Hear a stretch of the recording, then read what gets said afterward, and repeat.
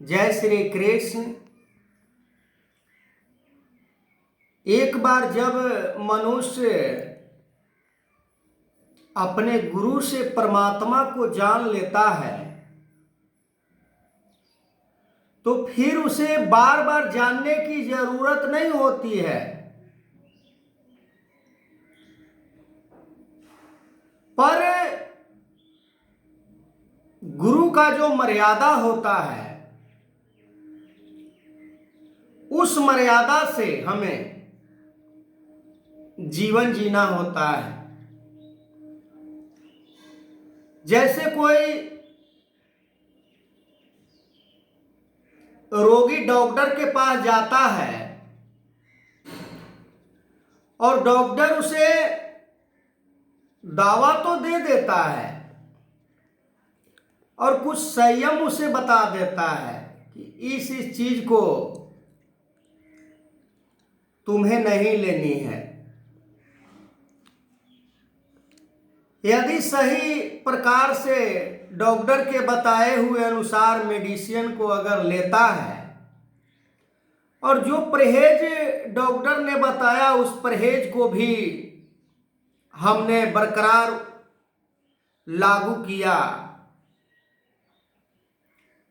तो फिर उस रोग को वो दवा मार देता है।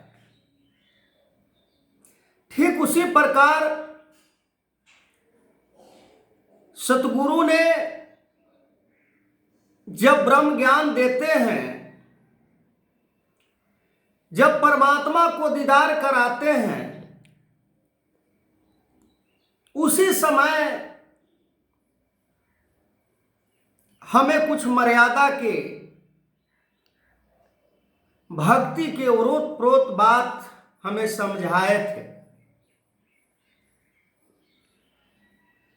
ये संसार के बारे में, इस माया के बारे में।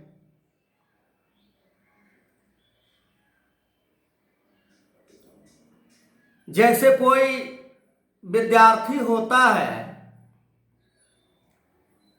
जब उसे एक बार डिग्री प्राप्त हो जाता है, भारत सरकार के द्वारा मान्यता प्राप्त सर्टिफिकेट उसे प्राप्त हो जाता है तो बार बार उसे सर्टिफिकेट की जरूरत नहीं पड़ती है। ठीक उसी प्रकार ब्रह्म ज्ञान यदि एक बार जीवन में प्राप्त हो गया और मन से संसार के विषयों को त्याग कर दिए, मन से कामनाओं को त्याग कर दिए, मन से स्वार्थ को त्याग कर दिए, तो जैसे मैंने कहा कि सही मेडिसिन लेने पर रोग मर जाता है, ठीक उसी प्रकार गुरु के वचन को अपने जीवन में अपनाने से ये परमात्मा हमें हर जगह दिखाई देना शुरू हो जाता है। कोई यदि कहे अज्ञानतावश कि किधर है परमात्मा, तो परमात्मा कोई खिलौने की तरह नहीं है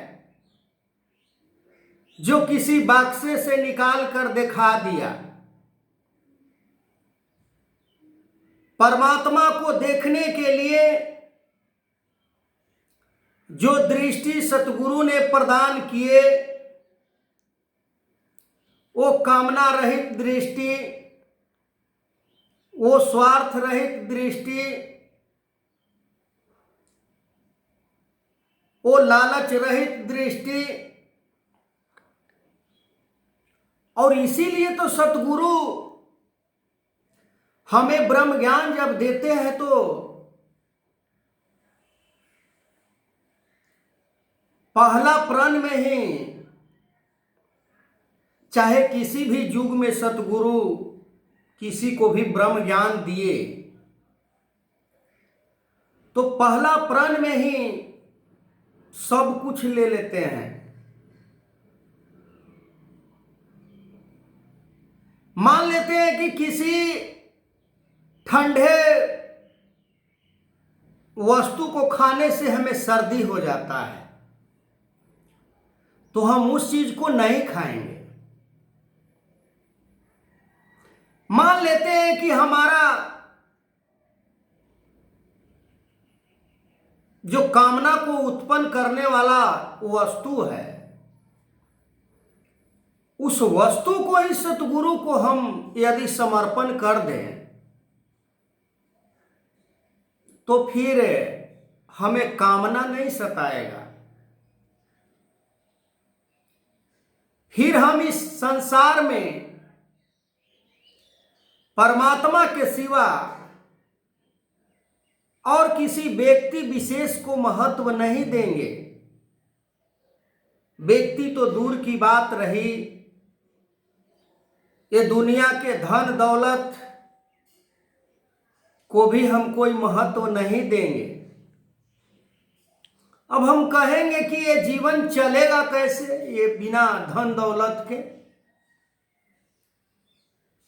भगवान कृष्ण ने गीता के अंदर कर्मयोगी, निष्काम कर्मयोगी जो सतगुरु के चरणों में समर्पण हो जाते हैं, जो लोभ लालच स्वार्थ से ऊपर उठ जाते हैं, निष्काम कर्मयोगी बन जाते हैं, उनके लिए भी कुछ नियम और कुछ शर्त बताए हैं। भूख तो सबको लगना है, पानी तो सबको पीना है, रहने के लिए घर तो सभी को चाहिए, सोने के लिए कुछ बेड होना चाहिए, कुछ बिस्तर होना चाहिए। पर कितना होनी चाहिए इसका भी माप तौल है। घर कितना होना चाहिए? क्या पूरे दुनिया मेरा घर हो? क्या पूरे दुनिया का धन दौलत मेरा हो? उसी से मैं अपना गृहस्थ आश्रम को चलाऊंगा? मैंने तो संसार में यहां तक लोगों को देखा है कि किसी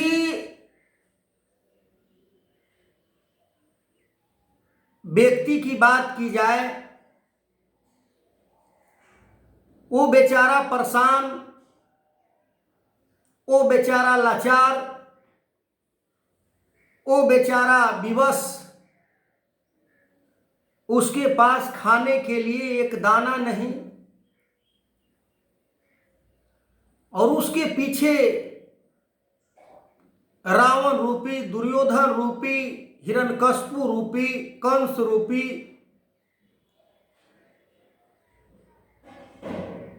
बन जाते हैं और उसका रक्त को पान करने का काम करते हैं, लहू को पीते हैं। आज संसार की ऐसी हालत बन चुका है कि अगर कोई लाचार व्यक्ति है, उसे मदद के जगह पर हम उसे क्या करते हैं? हम उसको और परेशान करते हैं, हम उसको और लाचार करते हैं। ये संसार का जो नैतिकता है ये ठीक नहीं है। परमात्मा ने, भगवान ने, अल्लाह गॉड ईश्वर ने तो बनाया था इंसान को इंसान के साथ इंसानियत से पेश आने के लिए। कोई गिरा हुआ इंसान है उसे उठाने के लिए, कोई रो रहा है, तड़प रहा है, बिलख रहा है, उसे हंसाने के लिए। पर हम क्या करते हैं? क्या यही धर्म का परिभाषा है? क्या यही गुरु का इच्छा है हमसे कि मेरा संसार में भक्त उच्च कोटि के वही होगा जो किसी के जख्मों के ऊपर नमक छिड़क रहा हो? क्या सतगुरु अपने भक्तों से यही अपेक्षा रखते होंगे कि कोई संसार में रो रहा है तो उसे और हंसाने के जगह पर और रुलाने का प्रयास करो? क्या यही उम्मीद सतगुरु का होता है अपने भक्तों से, संसार के प्राणियों से? नहीं। दया धर्म का मूल बताया गया है धर्म शास्त्रों में, और आज भी कोई सिस्टम बदली नहीं है। आज भी दया के ऊपर ही आज आधारित है धर्म। कोई मूढ़ नादान सठ बुद्धि वाले यदि ये सोचे कि दया को हटाकर मैं धर्म को जीवन में अपना लूं, तो ऐसा नहीं है। दया धर्म का मूल है, पाप मूल अभिमान। तुलसी दया न छोड़िए जब ले घट में प्राण। पर हमारे बुद्धि के ऊपर ऐसे अज्ञानता के पर्दा परत चढ़ चुका है कि हम समझ नहीं पाते हैं। धन दौलत के अहंकार में इतना मद हो गए हैं हम, बल ताकत के अहंकार में इतना फंस चुके हैं हम कि हमें खुद नहीं समझ आता कि हम कर क्या रहे हैं। और ऊपर से दुहाई देते हैं बहुत बड़ा एक ओहदा पर बैठे हुए महापुरुष की। अरे महापुरुष तो वो होता है जो दूसरों के जख्मों के ऊपर मरहम लगाता है। महापुरुष वो नहीं होता है कि किसी के घाव के ऊपर और नमक डाल दो। आगे मैं इस वीडियो कंटिन्यू करूंगा। तब तक के लिए जय श्री कृष्ण।